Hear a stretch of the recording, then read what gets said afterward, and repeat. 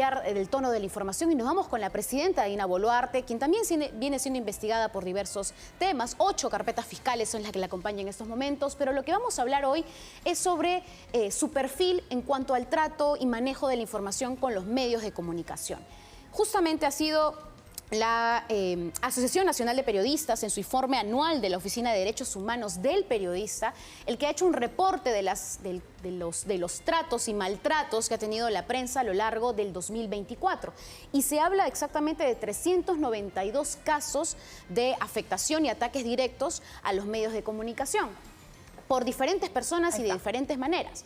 Pero justamente hay una precisión en que esto se ha visto mucho más influenciado por los discursos de la presidenta Dina Boluarte a lo largo del año y su silencio en más de una oportunidad. Pero ¿cómo se divide justamente este tipo de ataques que justamente ha identificado la Asociación Nacional de Periodistas? Exactamente 392 casos para este 2024, mejor dicho, para el año pasado. En el 2023 se registraron 352, en el 2022 303. ¿Sí? Vamos aumentando los casos de ataques y denuncias a los medios de comunicación en lugar de la colaboración y de transparentar los hechos. 153 casos han sido de amenazas y hostigamiento para el año pasado 2024, 70 agresiones físicas y verbales, 52 discursos estigmatizantes que justamente condenan el trabajo de los medios de comunicación, y vamos a recordar algunos de ellos más adelante.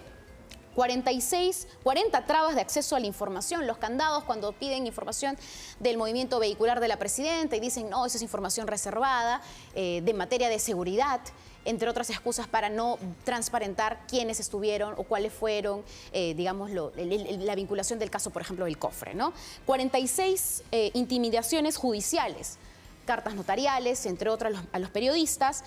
14 afectación laboral y 6 amenazas legislativas. Se habla en cuanto a las restricciones que desde el Congreso se planeaba dar para que los medios de comunicación tengan menos posibilidades de utilizar recursos de las investigaciones y carpetas fiscales para justamente informar a la ciudadanía de qué es lo que se viene investigando en cada una de las personas vinculadas al ámbito del poder. Pero vamos ahora con las cifras en cuanto a los meses. ¿Cuáles han sido los meses en los que más ataques se han registrado a los medios de comunicación? Y vemos ahí que en marzo crece a 30 casos de denuncia, pero en abril y mayo incrementa mucho más. Hablamos de 51 casos y 48 casos de agresión a los medios de comunicación. Y la agresión también tiene que ver con los discursos que a veces escuchamos de la presidenta a hablar justamente del desempeño y el trabajo de la información cuando se le pregunta sobre investigaciones que tiene hoy por delante.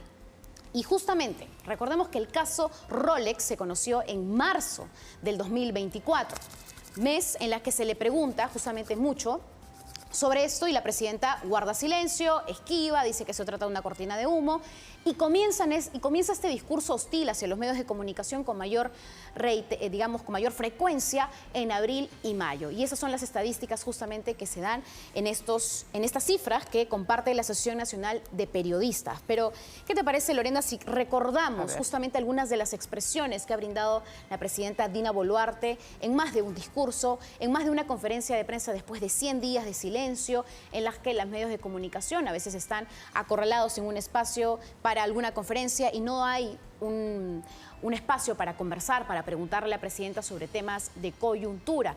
No olvidemos que en su oportunidad incluso la presidenta habló del terrorismo de imagen, ¿no? Cuando hablamos de un tema tan delicado como la seguridad ciudadana en nuestro país y la ola de criminalidad que estamos viviendo. Vamos a recordar un poquito de estos discursos que la presidenta dio en más de una oportunidad en el 2024. Basta de seguir operando con manos negras en contra del país, con estas patrañas y cortinas de humo que no benefician a nadie y solo le hacen daño a la patria. Bueno, fueron tantas preguntas, no sé por cuál empezar. ¿Me podría decir pregunta por pregunta? Además, le voy a agradecer, es una pregunta por prensa, no es prensa con 5 preguntas. Tenemos que luchar contra un nuevo mal, una nueva amenaza en el mundo, la guerra de las mentiras, los fake news, las noticias falsas creadas con el fin de hacer terrorismo de imagen. Miente, miente, que algo queda. No es muy difícil que nos diga a quién fue a visitar al condominio de Mykonos en febrero. ¿Cuál es su nombre, señor? Salvador. Salvador. Salvador. Salvador. Con el respeto que te mereces, creo que tu pregunta invade el espacio personal familiar. La presidenta viene siendo atacada sistemáticamente y por ende se ataca la democracia, el Estado de Gobierno, generando inestabilidad política, social y económica. Ahí están las declaraciones de la presidenta en más de una oportunidad, hablando de cortinas de humo, de mentiras, y en alguna conferencia de prensa incluso se le hizo a la presidenta presente de que los chismes o las mentiras se matan con la verdad, con la transparencia, con la información. Lamentablemente la presidenta lleva desde el 22 de octubre hasta la fecha sin responder a un periodista en cuanto a los temas que hoy las indican en varias investigaciones o por temas de coyuntura, siendo la presidenta del país, ¿no? Y es una pena estos discursos de polarización, estos discursos de odio, porque en realidad los periodistas no es que somos enemigos, somos distantes del poder porque tenemos que fiscalizarlo, tenemos que observar aquello donde hay oscuridad, donde no hay transparencia, donde se están haciendo malas cosas, y es por eso que se visibiliza. Si no fuera por la prensa, por ejemplo, Jaliwarma seguiría existiendo, funcionando como funciona, seguirían dándole comida de porquería a millones de niños en el Perú. Entonces, más que molestarse, deberían agradecer, porque es ese trabajo fiscalizador el que permite visibilizar la corrupción, en este caso con los más sensibles. Hablando solo de un caso, y un caso que perfectamente ha generado indignación y malestar y que hoy además tiene otros ribetes de investigación criminal, incluso producto de la muerte de Nilo Burga. Pero ¿por qué no responder? ¿Por qué no hablar? ¿Por qué enfrentar? Porque, ojo, el Congreso también tiene 1 millón de críticas. Así como el Ejecutivo es criticado constantemente, el Congreso no se salva. Está igual o más criticado, con la aprobación tan o igualita que en el Ejecutivo. Pero, sin embargo, por lo menos en la gestión de Eduardo Salguana, él sale y responde, da conferencias de prensa, acepta preguntas, lo que le tengan que preguntar, como se lo tengan que preguntar. En el pasillo, en Pasos Perdidos, se detiene y contesta. Es una persona que entiende el rol que tiene como presidente del Congreso, como la cara visible del Parlamento, y el que le toca asumir aquello que se hace bien, aquello que se hace mal, aquello que se tiene que hacer mejor, y le toca salir a dar explicaciones. Pero desde el Ejecutivo a mí me parece increíble que ni siquiera la presidenta le dé una entrevista al canal del Estado. O sea, ni siquiera dentro de TV Perú, donde además hay un montón de críticas vinculadas al manejo dentro de la televisión estatal, confía en sentarse a dar una entrevista. Entonces ya me parece increíble los niveles a los que llega. Ahora, llama la atención porque cuando Alejandro Soto fue presidente del Congreso, no brindó ningún tipo de declaración durante 9 meses. Las investigaciones, cuestionamientos, los mochasueldos, era intocable y resistió, se mantuvo en el poder. Entonces creo que de esa figura la presidenta considera que de alguna manera u otra el Congreso la necesita, se necesitan ambos para llegar al 2026 con un Congreso bicameral, porque si no, no se llegan a las reformas que buscan en el Parlamento.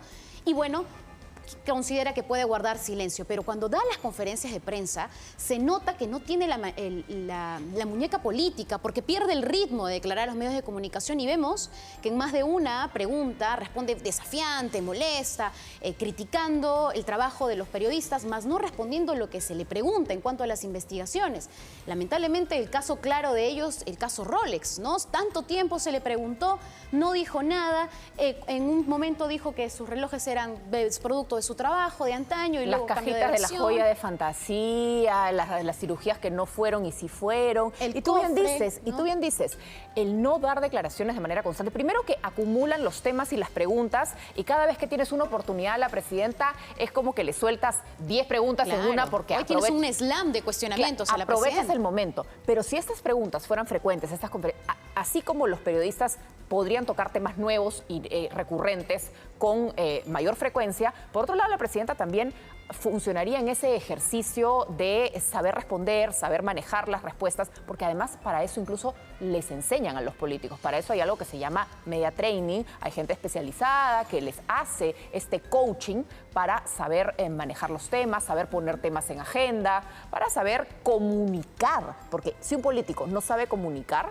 entonces no es político, pues. Simplemente se equivocó de chamba. Y tenemos a un Freddy Hinojosa, que es vocero presidencial y no tiene tampoco ningún tipo de contacto frecuente, recurrente con los medios de comunicación, bastante compleja.